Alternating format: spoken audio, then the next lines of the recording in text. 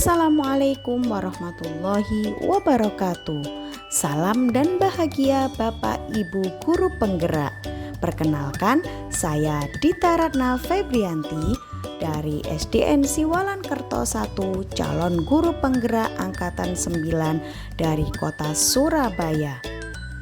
Pada video ini, saya akan menjelaskan tentang aksi nyata yang sudah saya lakukan pada modul 1.4 mengenai budaya positif. Selamat menyimak.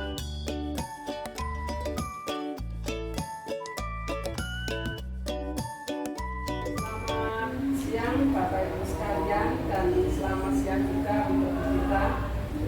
Hari ini sengaja mengumpulkan Bapak Ibu untuk kegiatan kita menjadi tugas sebagai calon guru penggerak angkatan 9. Tugas yaitu penyebaran pemahaman dan penerapan pengalaman budaya positif. Sebelum dipaparkan, Ibu menghubungkan Bapak Ibu semua supaya presentasi nanti berjalan lancar dan kita dukung apapun setiap langkahnya supaya tugas-tugas itu dapat terselesaikan dengan baik sehingga dapat bermanfaat bagi sekolah kita, Bapak Ibu dan siswa semuanya. Silakan Bu Dita, saya berikan sepenuhnya untuk presentasi, mudah-mudahan berjalan dengan lancar. Terima kasih Bapak Ibu, kita simak bersama. Warahmatullahi wabarakatuh. Waalaikumsalam warahmatullahi wabarakatuh. Selamat siang yang terhormat Ibu Kepala Sekolah serta Bapak Ibu Guru Hebat SDN Siwalan Kerto 1. Alhamdulillah pada hari ini kita bisa berkumpul dalam keadaan sehat walafiat di tempat sekolah kita tercinta. Sebelum kita mulai kegiatan pada siang hari ini, mari kita mulai dengan membaca doa bersama-sama agar Allah selalu memberikan kemudahan dan kelancaran pada kegiatan kita pada hari ini.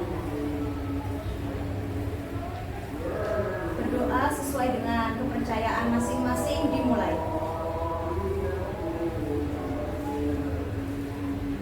Berdoa selesai. Alhamdulillah, semoga Allah memberikan selalu kita kelancaran dalam kegiatan hari ini.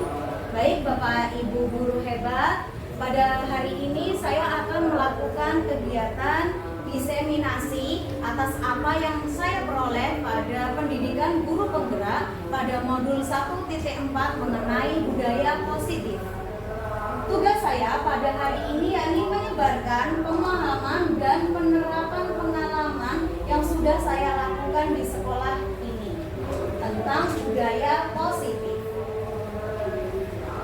Konsep inti pada budaya positif meliputi 8 hal. Yang pertama, perubahan paradigma belajar.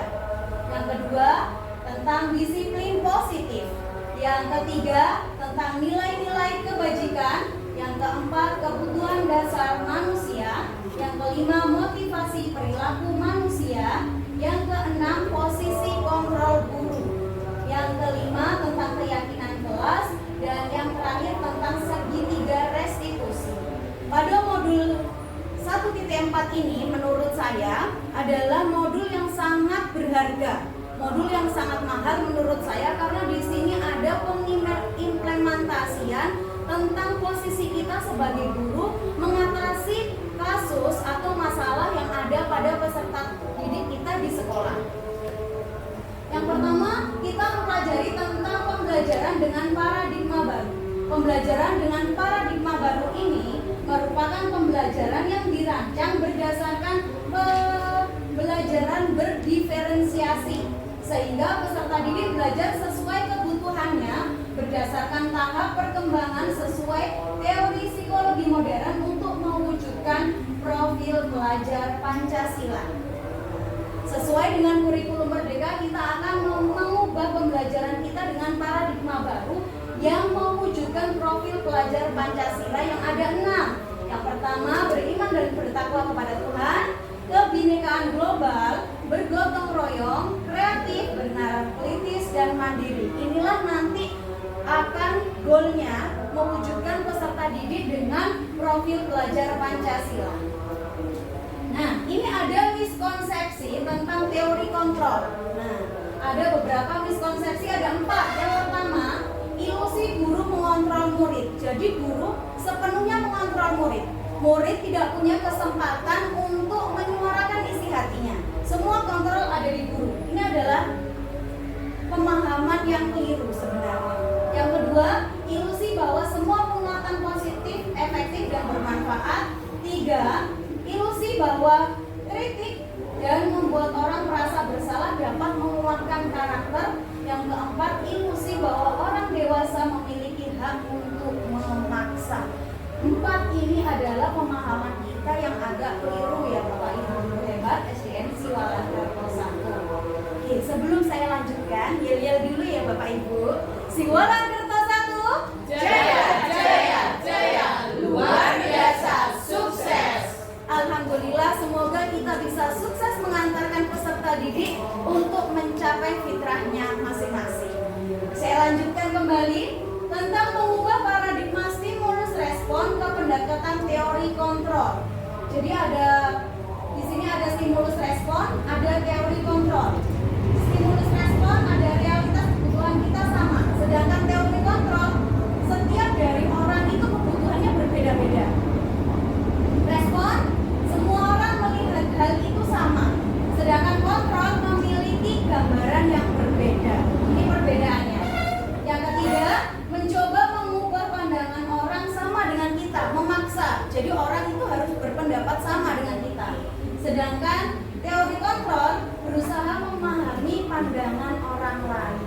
Jadi kita tidak mengubahnya sama dengan kita, tapi dalam teori kontrol memahami pandangan orang lain itu tentang dunia. Nah, selanjutnya yang keempat, perilaku buruk dilihat sebagai suatu kesalahan. Jadi kalau berperilaku buruk itu pasti salah, tidak ada benarnya sama sekali. Sedangkan teori kontrol, semua perilaku itu memiliki tujuan, termasuk peserta didik. Ketika peserta didik kita melakukan kesalahan, itu pasti ada tujuannya masing-masing. Tidak mungkin dia itu langsung salah, pasti ada dorongan dari mana dan pasti ada tujuannya. Entah itu mencari perhatian, entah itu mencari kasih sayang, pasti ada tujuannya. Begitu. Stimulus respon, orang lain itu bisa mengontrol saya. Sedangkan teori kontrol, hanya Anda yang bisa mengontrol diri Anda. Jadi bukan pengaruh dari orang lain, tapi diri kita yang mengontrol diri kita sendiri. Begitu. Selanjutnya, pemaksaan ada pada saat bujukan gagal, dipaksa, dibujuk. Sedangkan teori kontrol, kolaborasi dan konsensus merupakan menciptakan pilihan baru dalam teori kontrol. Terakhir, model berpikir menang atau kalah.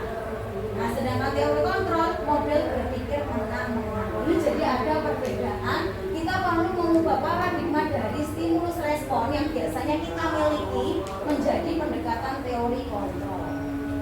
Lanjut. Sekarang kita membahas tentang disiplin positif. Disiplin positif ini nantinya akan kita gunakan sebagai pendekatan untuk menyelesaikan masalah yang ada pada peserta didik kita. Jadi bukan teori menghukum, memberikan konsekuensi, tapi kita menggunakan disiplin positif. Apa disiplin positif ini? Disiplin positif, kata disiplin berasal dari bahasa Latin yang artinya belajar. Disiplin mengacu pada disiplin diri yang memiliki tanggung jawab terhadap apa yang dilakukan berdasarkan nilai-nilai yang diyakini. Nah, disiplin positif ini merupakan salah satu cara untuk penerapan disiplin yang bertujuan menumbuhkan kesadaran peserta didik tanpa memberikan imbalan, ancaman, atau hukuman. Jadi selama ini kita memberikan punishment and reward. Di disiplin positif ini tidak lagi menggunakan ancaman untuk menumbuhkan kesadaran peserta didik, tidak memberikan penghargaan, tidak juga memberikan ancaman atau hukuman. Jadi tidak berpengaruh dari dua hal ini. Nah, biasanya kan kita kenalnya adanya reward, ada punishment. Nah, sedangkan disiplin positif ini tanpa memberikan lagi ya, masih tetap semangat kan? Oke, tepuk semangat.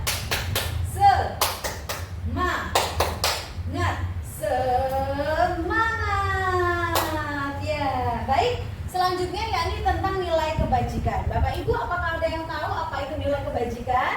Monggo. Oke, Bu Risma. Ya, betul sekali Bu Restu. Jadi, saya sepakat dengan Bu Restu bahwa nilai-nilai kebajikan ini adalah nilai-nilai yang disepakati bersama oleh beberapa orang terlepas dari bangsa, suku, agama, ataupun latar belakang orang tersebut. Jadi yang disepakati bersama tanpa melihat bangsanya apa, sukunya apa, agamanya apa, ataupun latar belakang mereka apa. Betul sekali. Ya, itu adalah nilai kebajikan ya Bapak Ibu. Nah, contoh dari nilai kebajikan ini yang menurut beberapa institusi atau organisasi ada 3. Dari profil pelajar Pancasila yakni ada 6. Beriman, bertakwa kepada Tuhan Yang Maha Esa, berakhlak mulia, kebinekaan global, gotong royong, mandiri, bernalar, kritis, dan kreatif. Ya, menurut IPO Primary Years Program, nilai kebajikan itu ada toleransi, rasa hormat, integritas, mandiri, menghargai, antusias, empati, kerjasama, kreativitas, kerjasama, percaya diri, dan menghargai. Yang terakhir, keterampilan hidup atau life skill. Yang meliputi nilai kebajikan dari life skill ini ada dapat dipercaya, lurus hati, pendengar yang aktif, tidak merendahkan orang lain, dan memberikan yang terbaik dari diri. Selanjutnya, nah sekarang kita akan membahas tentang kebutuhan dasar manusia. Kita sebagai manusia pastinya tidak terlepas dari sebuah kebutuhan. Nah, saat ini kita akan mencoba memahami kebutuhan dasar dari setiap manusia. Apa tujuannya? Nanti ketika kita memahami kebutuhan dasar manusia ini, kita akan memahami kebutuhan dasar dari peserta didik kita masing-masing. Kebutuhan dasar manusia. Seluruh tindakan manusia itu pasti memiliki tujuan. Tidak mungkin sesuatu yang dilakukan itu tanpa tujuan. Pasti ada tujuannya. Semua yang kita lakukan adalah usaha terbaik kita untuk mendapatkan apa yang kita inginkan. Ketika kita mendapatkan apa yang kita inginkan, sebetulnya saat itu kita sedang memenuhi satu atau lebih dari satu kebutuhan dasar kita. Jadi ketika kita mendapatkan apa yang kita inginkan, berarti itu kita sudah melengkapi satu atau beberapa dari kebutuhan dasar kita sendiri. Lanjutnya, nah kebutuhan dasar manusia ini Bapak Ibu, kebutuhan dasar manusia ini terbagi dari 5. Ada pertama, kebutuhan bertahan hidup. Yang kedua, kebutuhan kasih sayang. Yang ketiga, kebutuhan penguasaan. Yang keempat, kebutuhan kebebasan. Yang terakhir, kebutuhan kesenangan. Nah, dari 5 kebutuhan dasar manusia ini, ketika seseorang itu melakukan sesuatu, pasti ada tujuannya. Nah, tujuannya ini untuk melengkapi kebutuhan dasar ini. Nah, coba nanti kita klasifikasikan kebutuhan dasar mana yang ingin dipenuhi ketika melakukan sesuatu itu. Bisa jadi satu atau bisa jadi beberapa. Nah, yang pertama kebutuhan bertahan hidup. Kebutuhan bertahan hidup itu misalnya dari sandang, pangan, papan. Ya, sandang berarti pakaian, papan berarti rumah, ya. Pangan berarti makanan. Bisa kesehatan, rumah, dan makanan ini adalah kebutuhan bertahan hidup yang menyebabkan orang ini bertahan hidup. Yang kedua, kebutuhan kasih sayang. Misalnya kerjasama, itu adalah kebutuhan kasih sayang. Dipedulikan, berbagi dengan sesama, menjadi bagian dari kelompok, itu adalah kebutuhan kasih sayang. Yang ketiga, kebutuhan penguasaan. Misalnya menjadi seorang pemimpin, itu adalah kebutuhan penguasaan. Menjadi seorang yang terampil, diakui atas prestasinya. Ketika dia menang, dia ingin diakui atas prestasinya. Berarti itu kebutuhan penguasaan. Keterampilan yang kita miliki, didengarkan dan memiliki rasa harga diri. Yang keempat, kebutuhan kebebasan. Misalnya mandiri, bisa melakukan sesuatu sendiri, itu kebebasan. Memiliki pilihan, mencoba suatu hal yang baru, dan mampu mengendalikan diri. Yang terakhir ya Bapak Ibu, Terima kasih banyak, semoga bermanfaat untuk banyak orang. Wassalamualaikum warahmatullahi wabarakatuh. Ini biasanya yang paling cenderung dipilih kebutuhan dasar anak-anak, tapi tidak terlepas juga kita sebagai manusia dewasa juga mempunyai kebutuhan kesenangan. Tuh, ada dari 5 kebutuhan dasar manusia ini biasanya adalah salah satu kebutuhan dasar ini adalah tujuan, merupakan salah satu tujuan melakukan suatu perbuatan.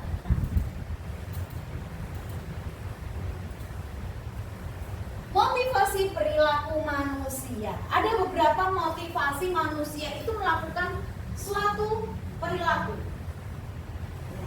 Di sini digolongkan menjadi 3 motivasi perilaku manusia. 1. Motivasi melakukan sesuatu itu untuk menghindari ketidaknyamanan. Menghindari ketidaknyamanan atau suatu hukuman. Bersembunyi dari sebuah hukuman.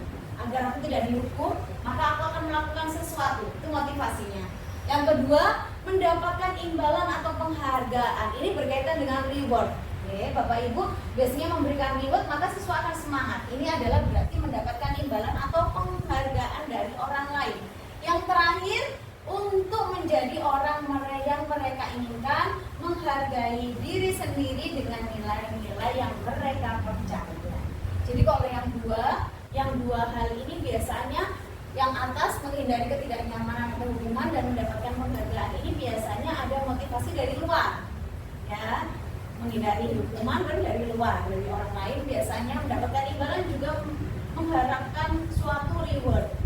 Sedangkan yang di bawah ini yang berwarna kuning ya Bapak Ibu, yang berwarna kuning ini adalah menjadikan mereka yang mereka inginkan sendiri, motivasi dari dalam dirinya dengan nilai yang mereka percaya. Nah, sekarang tuh tadi setelah kita sudah membahas tentang kebutuhan dasar manusia, selanjutnya motivasi untuk melakukan perilaku. Nah, sekarang tiba kita akan membedakan Bapak Ibu tentang hukuman, restitusi atau konsekuensi. Jadi ada hukuman, ada konsekuensi, ada restitusi. Apa sih bedanya dari tiga ini? Ada biasanya hukuman, ada sebuah konsekuensi, ada restitusi. Mungkin restitusi ini adalah hal yang baru ya Bapak Ibu. Kalau hukuman sudah biasa, konsekuensi juga sering kali kita dengar. Yang terakhir ini restitusi. Coba kita bandingkan dari ketiga ini ya Bapak Ibu. Nah, untuk hukuman, sesuatu yang menyakitkan karena harus terjadi. Menyakitkan. Jadi harus menyakitkan. Kalau konsekuensi, sesuatu yang harus terjadi, sedangkan restitusi adalah pilihan. Pilihan, harus memilih. Hukuman tidak nyaman untuk murid. Konsekuensi juga tidak nyaman untuk murid. Sedangkan restitusi menguatkan murid. Ini perbedaan dari ketiganya. Hukuman, korban mendapatkan keadilan, kalau konsekuensi korban diabaikan, sedangkan restitusi korban mendapatkan ganti. Hukuman, murid akan tersakiti. Konsekuensi, murid dibuat tidak nyaman. Restitusi, murid mendapatkan penguatan. Hukuman, perilaku pasif, agresif. Jadi murid merasa pasif, tidak melakukan apapun hukuman itu. Untuk konsekuensi, penguatan hanya bertahan jangka pendek. Sedangkan restitusi, masalah terpecahkan. Dia mulai memiliki solusi atas masalah yang dihadapi. Hukuman, sistem hukuman tidak akan berjalan jika murid tidak takut. Jadi hukuman ini perlu murid takut. Sedangkan ketika tidak takut, maka hukuman tidak akan berjalan. Konsekuensi, perlu supervisi atau monitoring dari guru terus-menerus. Sedangkan restitusi, murid belajar bertanggung jawab atas perilakunya. Perbedaan selanjutnya, hukum hukuman itu hanya berlaku pada sebuah institusi. Sedangkan ke dalam kehidupan nyata hukuman tidak berlaku. Mungkin hukuman itu hanya berlaku di kelas, di sekolah. Ketika di rumah tidak ada hukuman dari orang tua. Konsekuensi membantu penerapan peraturan dalam masyarakat.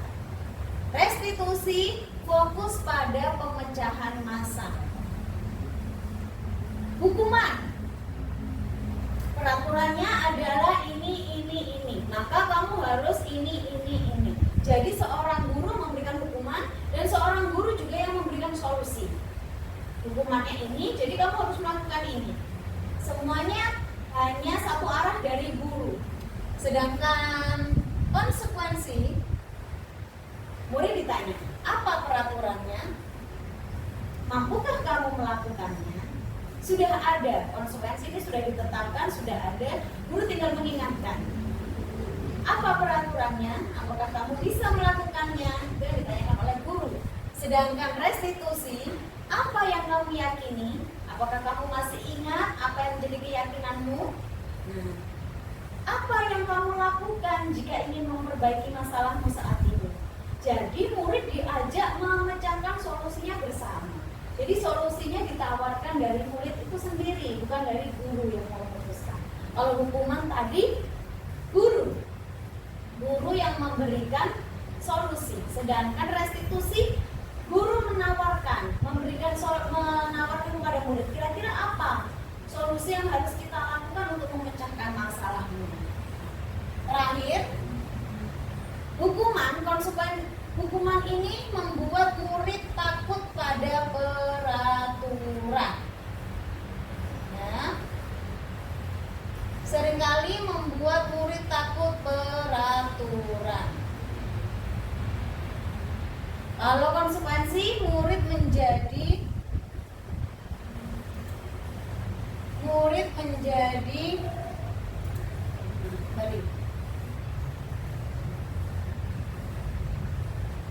menghormat. Untuk hukuman tadi, murid menjadi benci peraturan. Sedangkan konsekuensi, murid mulai menghormati peraturan. Nah, untuk restitusi, murid menghormati dirinya sendiri dan orang lain. Itu adalah perbedaan dari hukuman, konsekuensi, dan restitusi. Hukuman itu menurut dalam penelitiannya adalah hukuman itu identitas gagal. Sedangkan untuk menemukan identitas yang sukses, untuk menciptakan budaya positif atau disiplin, maka ada dua cara, yaitu konsekuensi dan restitusi. Tapi ada lagi perbedaan di situ antara konsekuensi dan restitusi. Jadi Bapak Ibu, ini adalah perbedaan dari hukuman, konsekuensi, dan restitusi. Semoga sudah paham ya sampai di sini apa perbedaan dari ketiganya. Oke, baik, saya lanjut ya kalau begitu. Nah, di sini singkatnya dari beberapa paparan perbedaan dari hukuman, konsekuensi, dan restitusi. Ini adalah kesimpulan dari perbedaan hukuman, konsekuensi, dan restitusi. Hukuman ini tidak terencana. Jadi tiba-tiba tidak tertulis. Jadi ada sebuah kesalahan, spontan Bapak Ibu guru memberikan hukuman. Itu biasanya hukuman. Murid tidak dilibatkan dalam mengambil sebuah keputusan, ya Bapak Ibu. Jadi murid tidak dilibatkan langsung dari satu arah, dari pihak guru. Bersifat satu arah, berupa hukuman fisik atau psikis. Itu adalah hukuman. Di sini konsekuensi. Konsekuensi ini terencana, disepakati sesuai aturan. Itu namanya konsekuensi. Sudah ada kesepakatannya sebelumnya. Jika tidak memakai sepatu warna hitam, maka siswa akan menulis di buku selama 1 halaman. Ini seperti itu ya. Nah, kedua, murid dibuat tidak nyaman atas adanya konsekuensi, tetap tidak nyaman. Sama dengan hukuman, tidak nyaman. 3, sikap guru selalu memonitor. Jadi guru sebagai memonitor. Kira-kira siapa ayo hari ini yang tidak memakai seragam? Siapa yang hari ini tidak mengerjakan PR? Guru selalu menjadi monitor dalam konsekuensi ini. Restitusi sekarang yang ketiga. Restitusi adalah proses menciptakan kondisi bagi murid untuk memperbaiki kesalahan. Jadi restitusi ini adalah kondisi di mana murid akan memperbaiki kesalahannya. Yang kedua, proses kolaboratif yang mengajarkan murid untuk mencari solusi sendiri. Jadi, selain memperbaiki kesalahannya, dalam proses restitusi ini murid diberikan kesempatan berkolaborasi untuk mencari solusi atas permasalahan yang sudah dihadapi. Itu Bapak Ibu. Ini adalah perbedaan hukuman, konsekuensi, dan restitusi. Selanjutnya, nah, setelah tadi ada kebutuhan dasar manusia, kebutuhan dasar manusia ini kita gunakan untuk mencari penyebab apa yang kira-kira dilakukan seseorang ketika melanggar peraturan. Biasanya kita mengidentifikasinya melalui kebutuhan dasarnya apa. Kebutuhan dasarnya yang ingin dipenuhi apa, kita cari dulu. Nah, setelah itu, setelah kita tahu kebutuhan dasarnya apa, nah kita pasti melakukan langkah apa. Kira-kira yang tepat kita sebagai Bapak Ibu guru, yang tepat apa? Kita melakukan hukuman kah? Melakukan konsekuensi kah? Atau melakukan restitusi kepada murid-murid kita? Itu ya Bapak Ibu guru. Nah selanjutnya, sekarang ada materi tentang keyakinan kelas. Nah, yang paling familiar di antara kita adalah peraturan kelas, peraturan kelas 5, peraturan sekolah. Nah, sekarang kita akan dikenalkan dengan keyakinan kelas. Apa sih keyakinan kelas itu? Nah, mengapa bukan peraturan kelas? Ada yang tahu jawabannya? Oke, ya dari Bu Yayu, silakan. Ya, luar biasa sekali, tepuk tangan untuk Bu Yayu. Ya, betul sekali. Oke, luar biasa sekali. Nah, keyakinan kelas. Nah, keyakinan kelas ini adalah nilai-nilai kebajikan universal. Jadi nilai-nilai positif atau nilai-nilai kebajikan yang universal yang disepakati secara tersirat maupun tersurat, terlepas dari latar belakang suku, agama, negara, bahasa, atau latar belakangnya. Nah, dengan keyakinan kelas ini, seseorang akan lebih tergerak dan bersemangat untuk menjalankan keyakinannya daripada hanya sekedar mengikuti serangkaian peraturan tertulis tanpa makna. Jadi Bapak Ibu, di sini keyakinan kelas ini dibentuk bersama, bukan hanya dari satu arah dari gurunya. Nah dari sini mungkin Bapak Ibu sudah memahami ya bahwa ada perbedaan antara peraturan kelas dan keyakinan kelas. Peraturan kelas bersifat searah, hanya dari guru. Murid tidak boleh mengerjakan datang terlambat, murid tidak boleh mengerjakan PR di sekolah dan lain-lain. Itu dari guru. Sedangkan keyakinan kelas ini adalah sesuatu nilai-nilai kebajikan yang disepakati bersama.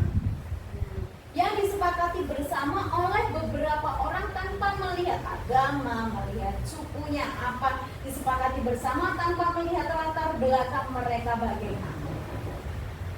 Yang dari dua arah disepakati bersama, tidak hanya satu arah saja, tapi dua arah, sehingga orang tersebut, sehingga kita meyakini apa yang sudah kita sepakati bersama, sehingga kita lebih bersemangat dan tergerak untuk melakukan sesuatu yang menjadi keyakinan kita.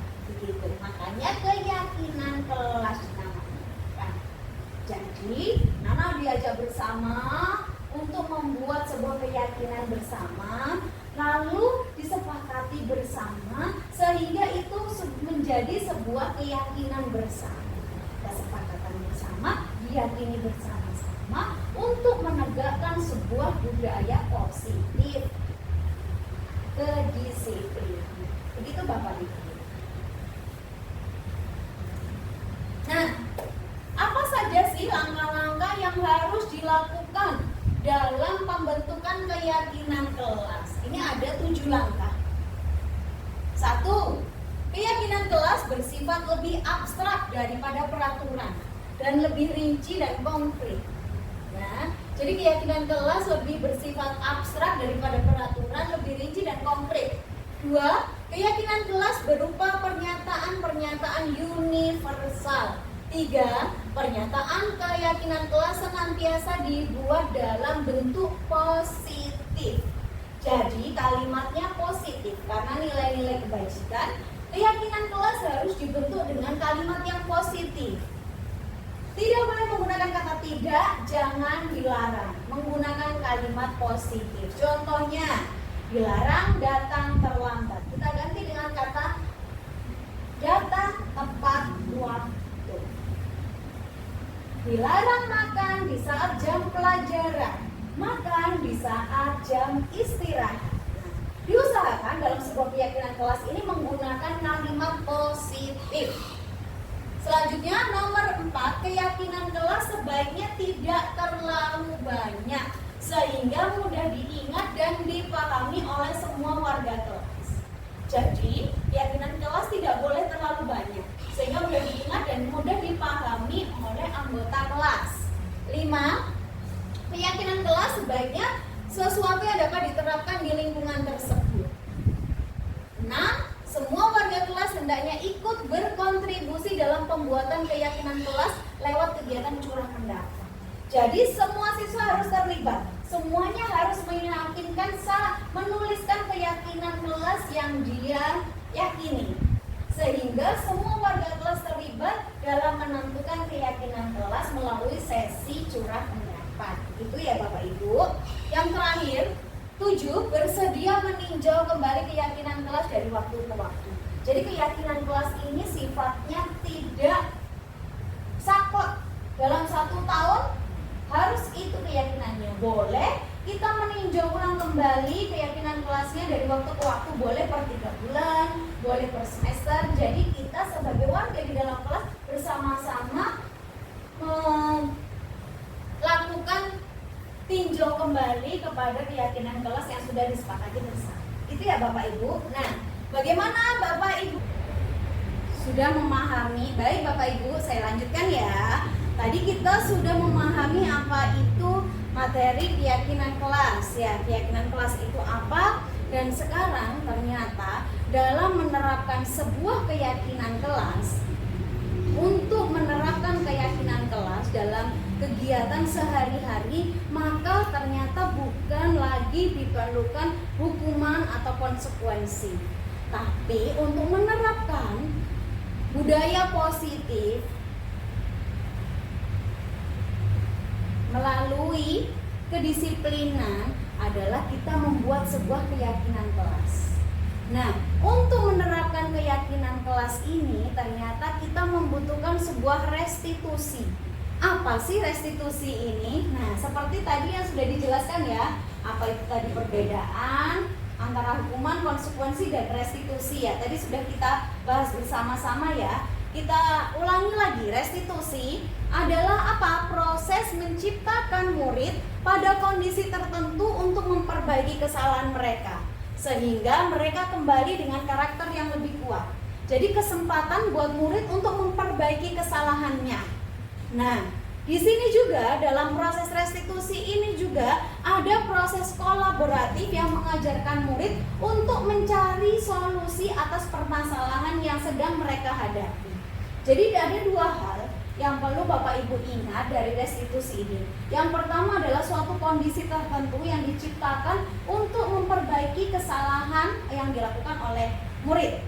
Yang kedua, proses kolaboratif antara murid dengan guru untuk mencari solusi atas permasalahan yang sedang dihadapi oleh murid.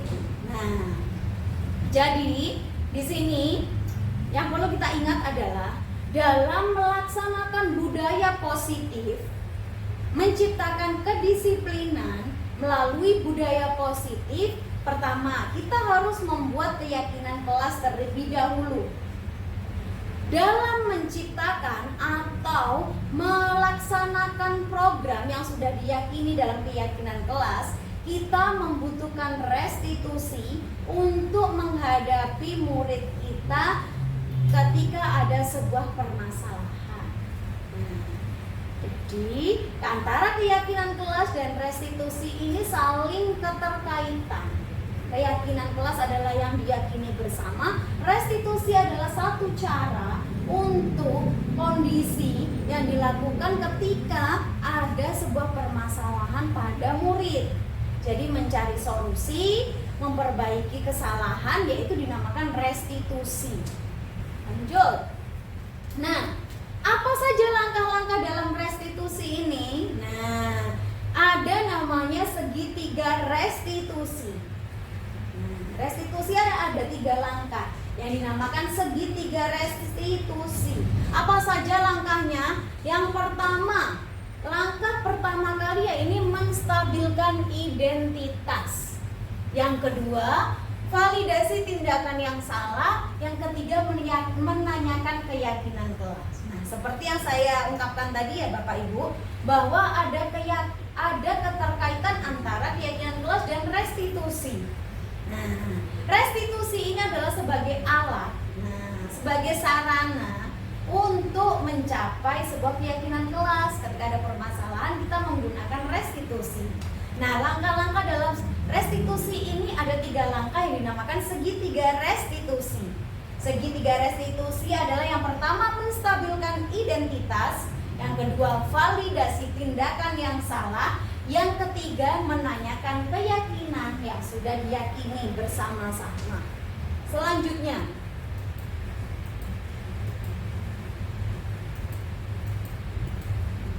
nah, kita bahas satu persatu tentang segitiga restitusi. Yang pertama ada menstabilkan identitas. Apakah itu? Berdasarkan prinsip membuat kesalahan adalah bagian dari proses pembelajaran. Jadi menstabilkan identitas itu kita menetralisir masalah yang terjadi. Jadi kita mewajarkan apa yang sudah dilakukan oleh murid. Itu untuk menstabilkan identitas, sehingga tidak meloncat naik, tapi kita melandaikan, menetralisir, menstabilkan, mewajarkan bahwa sebuah kesalahan itu ada proses pembelajaran. Boleh kita melakukan kesalahan, itu adalah suatu hal yang wajar. Gitu. Nah, kata-kata yang biasanya dilakukan atau dikatakan adalah berbuat salah itu tidak apa-apa. Nah, Bapak Ibu bisa mengatakan itu, berbuat salah itu tidak apa-apa. Tidak ada manusia yang sempurna. Saya juga pernah melakukan kesalahan itu. Kita bisa menyelesaikan ini. Bapak Ibu tidak tertarik mencari siapa yang salah, tapi Bapak Ibu ingin mencari solusi atas permasalahan ini. Kamu berhak merasa begitu. Apakah kamu sedang menjadi teman yang baik buat dirimu sendiri? Nah, ini adalah beberapa contoh kata-kata yang bisa digunakan ketika menstabilkan identitas murid. Nah, jadi kita menetralisir atau menstabilkan masalah yang sedang dialami oleh murid. Tapi kita tidak meledak-ledak, tapi menstabilkannya. Yang langkah yang kedua dalam segitiga restitusi, adalah menanyakan keyakinan. Nah, menanyakan keyakinan ini adalah berdasarkan prinsip teori kontrol yang sudah kita pelajari tadi di awal ya, bahwa pada dasarnya kita termotivasi secara intrinsik. Jadi kita bukan punya motivasi dari luar, tapi dari dalam diri kita sendiri, yaitu motivasi intrinsik untuk melakukan sesuatu. Tuh, apa saja yang biasanya diucapkan ketika menanyakan keyakinan? Apa keyakinan kelas kita? Apa yang kita percaya sebagai kelas atau keluarga? Apa nilai-nilai umum yang kita sepakati? Apa bayangan kita yang tentang kelas? Apakah kamu mau menjadi seperti apa? Nah, kita mau nanyakan lagi keyakinan yang sudah disepakati bersama. Apakah sesuai atau tidak yang dilakukan? Nah, seperti itu ya Bapak. Guru punya posisi kontrol. Nah, kita adalah sebagai posisi kontrol pada murid kita. Nah, ada 5 posisi kontrol guru. Ada 5 posisi kontrol kita sebagai guru. Yang pertama ada penghukum. Yang kedua, pembuat merasa bersalah. Yang ketiga, teman. Yang keempat, pemantau. Yang kelima, manajer. Nah, ini adalah 5 posisi kontrol sebagai guru. Nah, kira-kira Bapak Ibu yang ada di sini, silahkan menerka-nerka kira-kira posisi kontrolnya sebagai apa ini? Sebagai pembuat merasa bersalah, sebagai penghukum, sebagai temankah, sebagai pemantau, ataukah sebagai manajer? Nah, kita simak bersama-sama. Apa perbedaannya ini? Nah, ini contohnya. Contoh, ada kasus siswa tidak memakai atribut lengkap pada saat upacara bendera. Nah, pada saat upacara bendera ada siswa yang tidak memakai atribut lengkap. Nah, ketika posisinya sebagai penghukum, maka siswanya disuruh hormat bendera selama 1 jam. Itu adalah posisi sebagai penghukum. Nah, ketika sebagai pembuat merasa bersalah, maka sebagai guru akan mengatakan begini. Berapa kali Bapak Ibu itu guru harus memberitahu kamu? Harus berapa kali Bapak Ibu guru harus menyampaikan kepada kamu, memberitahu kamu? Kamu selalu saja mengecewakan Bapak Ibu guru. Tidak cukupkah kamu mengecewakan Bapak Ibu? Nah, itu adalah pembuat merasa bersalah. Posisi kontrolnya. Selanjutnya, sebagai teman. Nah, posisi kontrol sebagai teman, maka akan mengatakan seperti ini. Ayo dong, ikuti aturan sekolah. Tolong bantu Bapak Ibu guru sekali ini saja. Ya sudah, tidak apa-apa. Lain kali jangan sampai berbuat seperti ini lagi ya. Tolong Bapak Ibu guru ya, jangan diulangi lagi. Nah, itu posisinya sebagai teman. Yang keempat, sebagai pemantau. Kamu sudah melanggar peraturan sekolah. Kamu tahu konsekuensinya. Setelah upacara, kamu harus beri atribut di koperasi sekolah sebagai pemantau. Jadi dia terus bertanya, apa konsekuensinya? Apa yang harus kamu lakukan? Berarti kamu harus beri atribut. Silakan setelah upacara memberi atributnya langsung. Nah, seperti itu pemantau. Yang terakhir,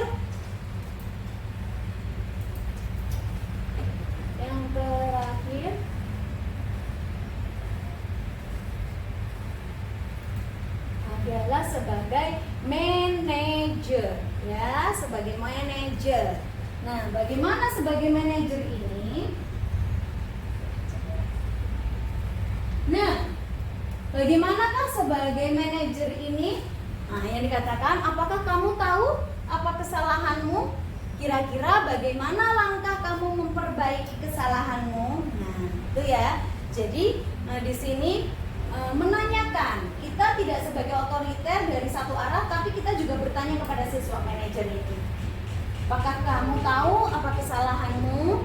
Kira-kira bagaimana langkah apa yang harus kamu lakukan?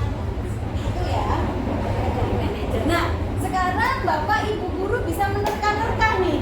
Kira-kira Bapak Ibu guru termasuk posisi kontrol yang mana? Ya, yuk silakan refleksi diri sendiri sekarang. Coba direfleksikan, kira-kira Bapak Ibu guru posisi kontrolnya ketika bersama muridnya di posisi kontrol yang mana? Apakah sebagai penghukum? Apakah sebagai pembuat merasa bersalah? Ataukah sebagai teman? Ataukah sebagai pemantau? Ataukah sebagai manajer? Nah, monggo silahkan direfleksikan dirinya masing-masing sudah menjadi posisi kontrol yang mana. Nah, oke. Baik, pertanyaan yang bagus sekali. Bu Dita, kira-kira dari 5 posisi kontrol ini, manakah posisi kontrol yang baik, paling baik? Nah, penghukum dan pembuat merasa bersalah ini masih di posisi kontrol yang negatif. Teman, pemantau, dan manajer ini sudah di posisi kontrol yang positif. Nah, tapi yang paling baik di sini adalah sebagai manajer. Posisi kontrol yang paling baik adalah manajer.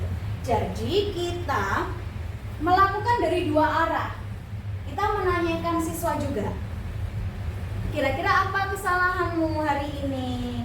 Apa yang perlu kamu lakukan untuk memperbaiki kesalahanmu? Jadi kita melibatkan siswa untuk merefleksikan dirinya juga di posisi manajer ini. Nah, ini berkaitan sekali dengan restitusi tadi ya Bapak Ibu. Nah, jadi ini sangat berkaitan dengan segitiga restitusi tadi.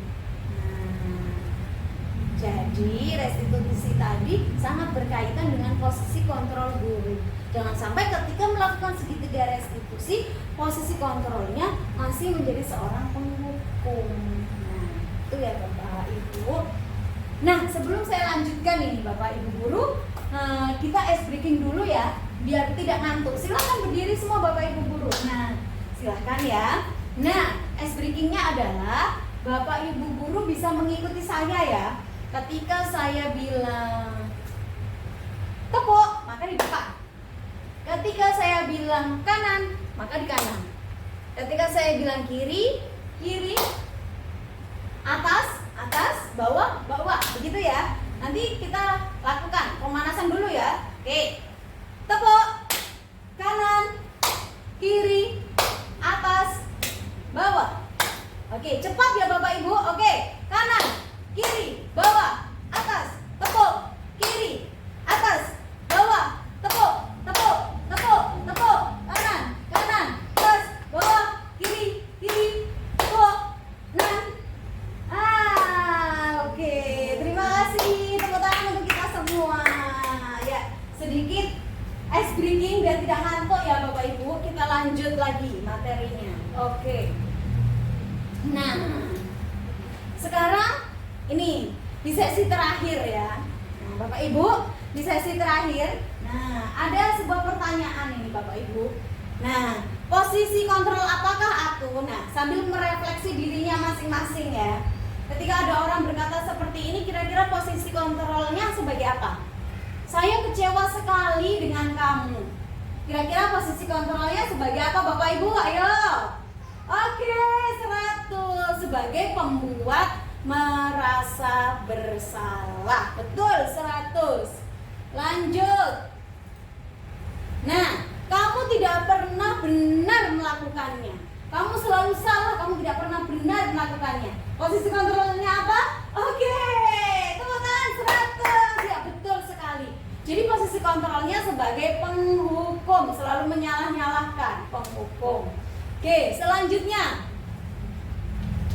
Apa rencanamu untuk menyelesaikan masalah ini? Apa posisi kontrolnya? Sebagai pemantau. Oke, benar, 100. Selanjutnya, ayolah lakukan demi Bapak Ibu guru ya. Tolong lakukan ini. Sebagai apa? Teman. Betul sekali. 100. Nah, baik Bapak Ibu. Bapak Ibu guru hebat, tepuk tangan untuk kita semua hari ini. Terima kasih ya Bapak Ibu guru hebat yang sudah menyimak desiminasi dari materi yang sudah saya dapatkan pada modul 1.4 pada pendidikan guru penggerak. Jadi kesimpulan kita pada hari ini adalah dalam menerapkan budaya positif, kedisiplinan di lingkungan sekolah itu kita perlu sekali yang pertama mengenali tentang 1. Kebutuhan dasar manusia. Untuk mengidentifikasi apa motif atau kebutuhan dasar yang ingin dipenuhi. Yang kedua, kita sangat penting sekali untuk membuat sebuah keyakinan kelas, untuk mewadahi keyakinan kelas yang sudah anak-anak yakini di dalam kelasnya, sehingga menjadi kesepakatan bersama. Yang ketiga, kita perlu mengidentifikasi posisi kontrol kita sebagai guru. Dalam posisi apakah seharusnya saya ketika menyelesaikan masalah dengan siswa? Haruskah saya menjadi seorang penghukum, menjadi pembuat merasa bersalah, menjadi temankah, atau menjadi pemantau, ataukah menjadi seorang manajer? Nah, kita harus tahu posisi kontrol kita sebagai guru. Yang paling baik kita harus sebagai apa? Nah, sebagai manajer. Setelah kita memiliki keyakinan kelas, kita memahami kebutuhan dasar, kita memahami posisi kontrol kita sebagai guru. Nah, saatnya kita menerapkan segitiga restitusi dalam menyelesaikan masalah. Segitiga restitusi meliputi 3 hal, yakni yang pertama, menstabilkan identitas, melakukan validasi tindakan yang salah. Yang terakhir adalah menanyakan keyakinan. Nah, itu singkatnya kesimpulan materi kita pada hari ini tentang budaya positif menerapkan kedisiplinan di lingkungan sekolah. Semoga materi ini bermanfaat untuk Bapak Ibu guru semua ya. Dan tentunya saya di sini bisa melakukan budaya positif ini, menciptakan budaya positif ini di lingkungan sekolah kita bersama-sama dibantu oleh Bapak Ibu guru hebat semua. Tepuk tangan untuk kita semua hari ini. Terima kasih banyak Bapak Ibu guru semuanya. Baik Bapak Ibu guru, Ibu Kepala Sekolah dan tenaga pendidikan, terima kasih banyak sudah mendengarkan diseminasi dari pengalaman, penerapan dan penyebarluasan tentang apa yang saya dapatkan pada modul 1.4 tentang budaya positif. Ilmu yang saya peroleh ini semoga membawa kedepannya lebih baik sekolah kita dan dapat kita implementasikan dalam kegiatan sehari-hari di sekolah. Terima kasih banyak, cukup sekian. Kurang lebihnya saya mohon maaf. Wabillahi taufiq wal hidayah. Wassalamualaikum warahmatullahi wabarakatuh. Waalaikumsalam warahmatullahi wabarakatuh. Mbak, ono Bu Ila.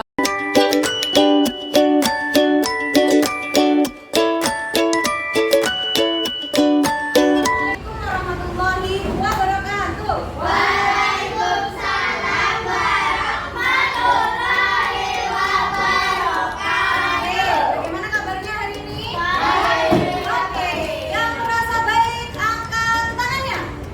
Oke, alhamdulillah. Sehat semua ya.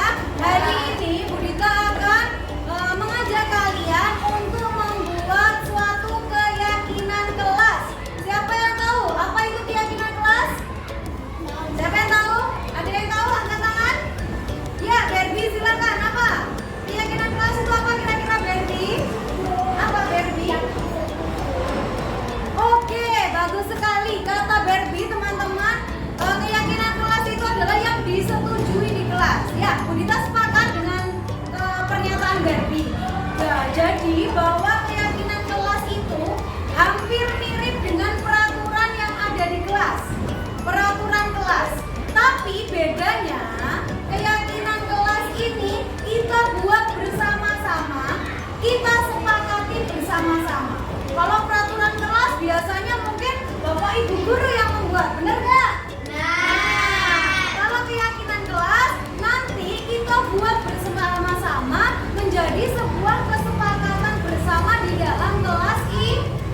Nah, dengan keyakinan kelas ini nantinya ada nilai-nilai kebaikan yang kita sepakati bersama, sehingga semua orang menyepakatinya, setuju dengan keyakinan kelas ini. Kalian nanti bisa mematuhi keyakinan kelas ini bersama-sama.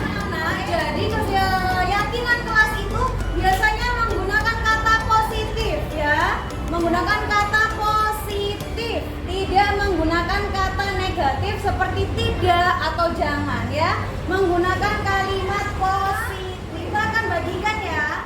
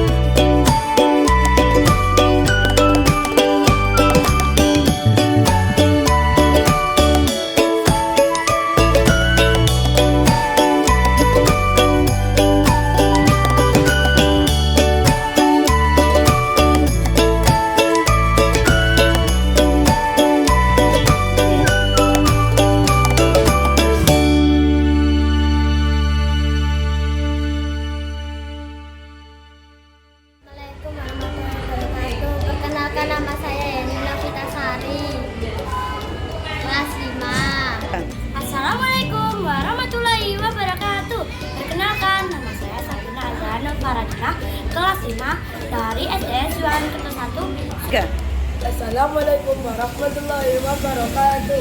Perkenalkan nama saya Ahmad Rizky Dwilidan. Saya kelas 5. Saya sekolah di SDN Jualan Kerta 1. Sangat senang sekali. Saya sangat bersemangat. Seru banget. Dapat menemukan rasa tanggung jawab. Menemukan rasa tanggung jawab. Dapat membuat lebih disiplin. Dapat lebih baik lagi.